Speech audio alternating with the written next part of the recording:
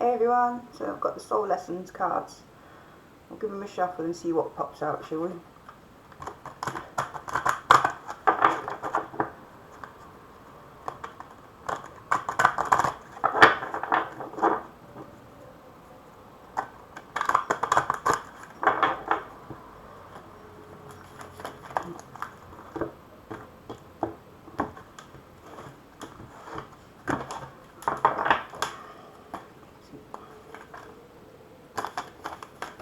Hopefully only one pops up this time. I mean, actually just to concentrate on them. I'll let that one flip round. So I'm going to go for that one, humour. I choose to focus on the lighter side of life. I always do that. I've used humour quite a lot growing up. It was a defence mechanism, I think, that kicked in because of abuse. But, you know, I've always used it to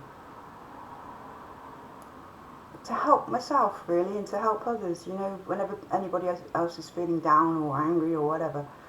You know, I always try and crack a joke, definitely. It lightens the mood. Let's just see what it says in the book, shall we? Yeah, I always try and see the lighter side of things, very much so. It can diffuse a situation, it can trigger, you know, when you've had bad triggers, you know, and your brain's been triggered, it can trigger, you know, a happier response, the good hormones back in your brain to start working again. There are definitely parts of life that require your serious attention, but you have to learn to have fun. Don't neglect things that bring you joy or make you laugh. Besides the health benefits on your physical body, your emotional and mental bodies reap huge rewards from the art of joy. Seek out the people who make you feel good about being alive. Avoid criticism and pessimism. Always look at your cup as being half full instead of half empty. The endless chatter of the physical dimension can seep into your conscious mind, so do your best to listen to happy music, read soul-enriching fiction, and be wary of movies or TV shows that can darken your mood. Happy people attract happy people. Now, where it said about, just lost the page now. Be wary of movies or TV shows that darken your mood. You know, very much so. They can be a trigger. I'm sure I've talked about this before. You know, you watch the news or on social media, it's doom and gloom all the time. You know, everything that you search through on the TV, it's always about murder or, you know, this, that and the other, and it can have a bad impact on you, you know, if you're around that sort of thing constantly. You know, I get triggered by the news, very much so. Being an empath, I will do, you know, it annoys me, it really does. I know there's a lot of scaremongering, and we're targeted by stuff that makes us feel down, that purposefully makes us feel down. So, you know, like we lose hope and things like that. These sorts of things bubble up, the way society is and everything like that. And, you know, the way society is, you know, we could fix that problem, very much so, but, you know, all the controversial stuff behind it, there's people stopping that happen, which it is. You know, we're all just slaves at the moment for the rich, or the powerful, shall I say. Not all rich are bad people. You know, we have the toxic ones, the narcissists at the top. I've said this before, you know, we're filling their pockets, you know, and we're having to scrimp and scrape for it, you know, and it really does.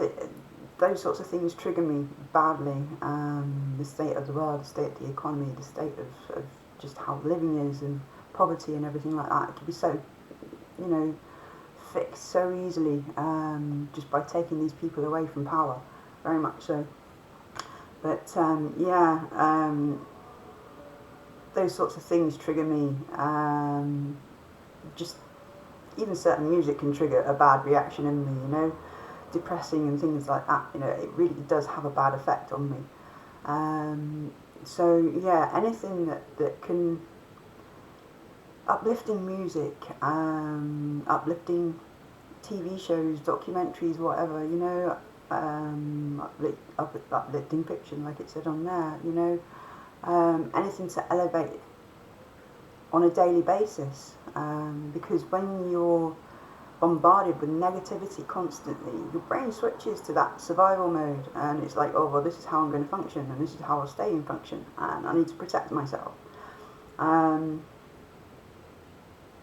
you take all this away, the media and TV and things like that, even social media, or your friends and family or whatever, you take away that negative side of things, and your brain has a chance to actually get back to normal, to function better. Maybe not get back to total normality, but you know, to a certain level where, you know, the stress hormone stops affecting your brain, so it can start to function. And the more that you're around the happy stuff every day, the more your brain starts to function in that happy mood. I had to work on this. They called it mood elevation. I had to put it into my therapy every single day, especially after I felt stressed. If I was triggered, I had to put in, you know, something easy and quick that I could, you know, just put my brain back to normal, and that would be uplifting music. Something that gave me goosebumps, you know, the full body goosebumps. It's your brain's way of rewarding you, saying, yes, I like this, you know, I can function again, look. You know, it's like eating chocolate, you know, for a woman, it's like, ooh. Or, you know, it's the same as sort of like, I don't know, popping ecstasy tablets, or you know, any sort of mood enhancer. It's just a natural, and it's so instantaneous, and you can tap into it any time. So yeah, humour's definitely a good way of doing that. You know, you laugh and crack a joke, your body feels happy, your brain rewards you. You know, with those happiness hormones. But surround yourself with the people that do that as well. It does really have a positive impact on you, very much so. Anyway, I've waffled on enough, so humour. Tell somebody a joke, tell yourself a joke, laugh. Laugh at yourself, laugh at me. I don't mind if people laugh at me, I laugh at myself all the time.